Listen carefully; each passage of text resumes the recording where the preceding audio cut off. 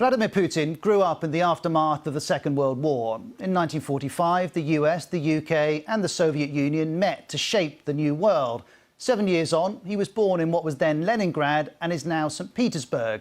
By the 70s, Putin had studied law and then joined the Russian Secret Service, the KGB. At this time, the Soviet Union's influence reached across the communist nations of Eastern Europe.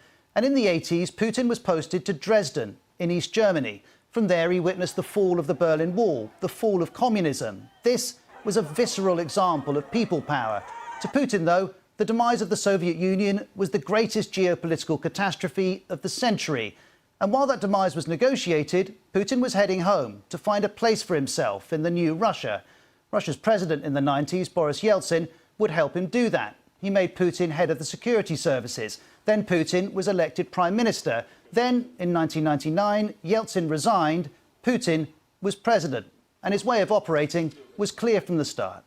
Tightening the grip over media was one of the first things that he did.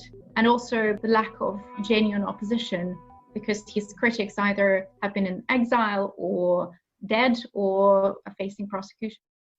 Putin's focus on his own power and wealth was relentless. By 2008, when his 2 terms were up, Dmitry Medvedev replaced him as president. But Putin became prime minister and everyone knew who was in charge. By 2012, he was back as president again. And Putin's indifference to democracy is matched by his view of sovereignty. In 2008, Russia invaded Georgia to support separatists. In 2014, Russia annexed Crimea from Ukraine. It supported separatists in eastern Ukraine. And in 2018, a former Russian Secret Service operative was poisoned in Salisbury. The UK says Russian intelligence was responsible.